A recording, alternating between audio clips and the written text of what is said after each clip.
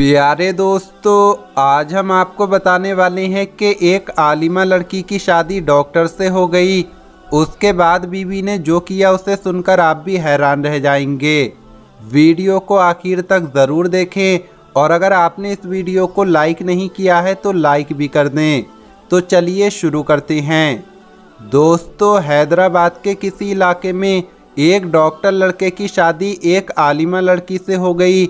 शादी के 2 साल बाद डॉक्टर साहब के घर में पहला लड़का पैदा हुआ, यानी घर में पहला बेटा पैदा हुआ। तो ये देखकर आलिमा बीबी ने अपने शौहर से कहा कि हम अपने इस बेटे को दीनी तालीम दिलवाते हैं। मेरा शौक़ है कि हमारा ये बेटा आलिम बने। तो ये सुनकर डॉक्टर साहब ने उसे आलिम बनाने से इनकार कर दिया और कहा कि मैं तो इसे पढ़ा लिखाकर एक बहुत बड़ा अफसर बनाऊंगा ताकि ये दुनिया का कामयाब इंसान बने और हमारा नाम रोशन करे। डॉक्टर साहब की बीवी आलिमा थी, दीनदार थी, इसलिए उसका शौक़ था कि उसका बेटा आलिम, हाफिज या कारी बने। लेकिन डॉक्टर साहब नहीं माने। फिर उसके बाद 2 साल का वक्त और गुजर गया। डॉक्टर साहब के घर में दूसरा बेटा पैदा हुआ।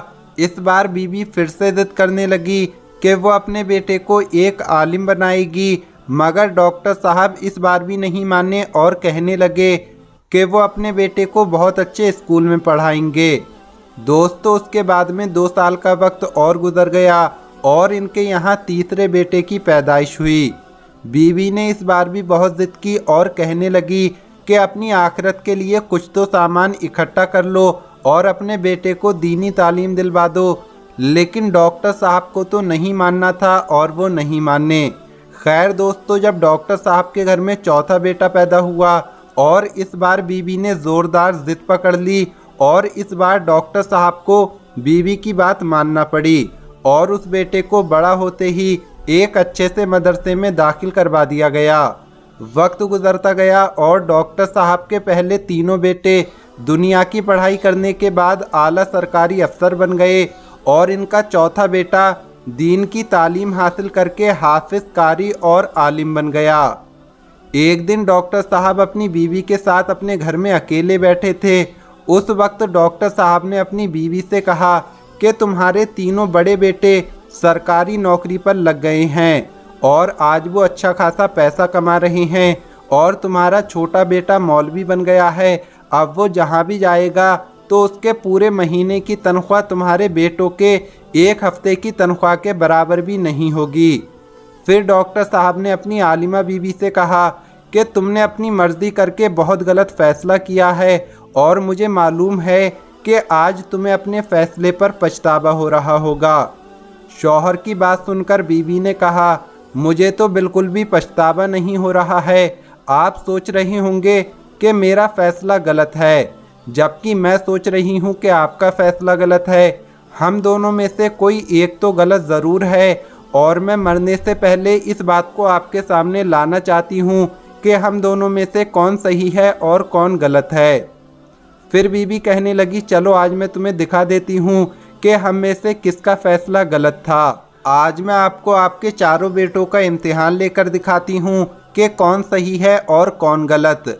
अगले दिन शाम के वक्त बीवी ने अपने बाल बिखेर लिए और थोड़ा सा दुपट्टा फाड़ लिया और अपने चेहरे पर 1-2 नाखून के निशान लगा लिए और घर के आंगन में बैठ गई और रोने लगी और अपने शौहर को घर के अंदर एक कमरे में छुपा दिया।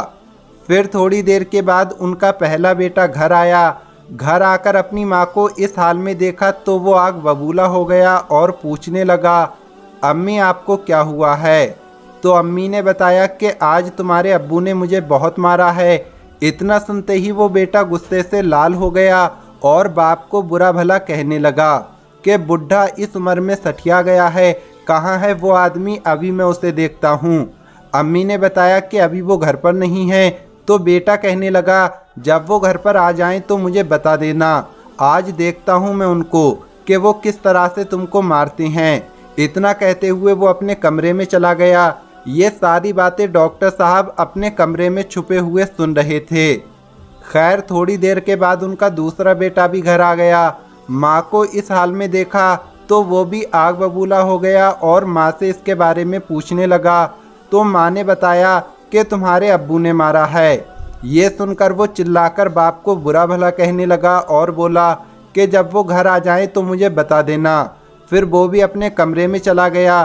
थोड़ी देर के बाद उनका तीसरा बेटा भी घर आ गया। माँ को इस हाल में देखकर वजह पूछी तो माँ कहने लगी कि तुम्हारे अब्बू ने मारा है। तो वो भी बाप को बुरा भला कहने लगा और अपने कमरे में चला गया। दोस्तों, डॉक्टर साहब ये सारी बातें अपने कमरे में बैठकर सुन रहे थे।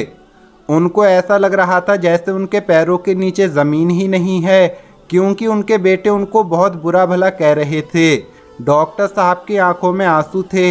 वो सोच रहे थे कि किस तरह मेहनत करके इन बच्चों को पाला है, किस तरह परेशानी उठा उठाकर उनको अच्छी तरह से पढ़ाया है, और यही नहीं, न जाने इनकी कितनी गलतियों को नज़रअंदाज किया है।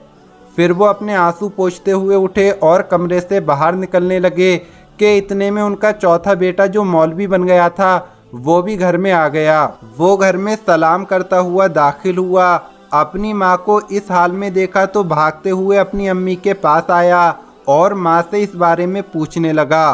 तो माँ ने उसे भी यही बताया कि तुम्हारे अब्बू ने मुझे मारा है। ये सुनकर डॉक्टर साहब के चौथे बेटे ने अपनी अम्मी का हाथ पकड़ते हुए उनको समझाया कि अम्मी, आप अब्बू का सब कुछ हो। अगर अब्बू ने आज आपको कुछ भी कह दिया है तो क्या हो गया? मैंने अब्बू को आज तक आपसे बदतमीजी से बात करते हुए नहीं देखा है। अब्बू आपके साथ हमेशा प्यार और मोहब्बत से बात करते हैं। अम्मी ज़रा सब्र करो, इंशाअल्लाह सब ठीक हो जाएगा। फिर वो बेटा कहने लगा, अम्मी याद रखो, जिस इंसान ने तुम्हें इतनी सारी खुशियां दी हैं, आज अगर वो थोड़ी बहुत सख्ती भी कर रहा है, थोड़ी सख्ती से आपके साथ पेश आ गया तो क्या हो गया? वो तुम्हारे शौहर हैं। हो सकता है आज उनका दिमाग ठीक ना हो, उनको किसी बात की कोई परेशानी हो, या फिर आपसे कुछ गलती हो गई होगी। अम्मी ज़रा सोचो, अब्बू आपका कितना ख्याल रखते हैं। आपको याद है आज से 3 साल पहले जब मैं मदरसे में था तो उस वक्त आप कितनी सख्त बीमार हो गई थीं।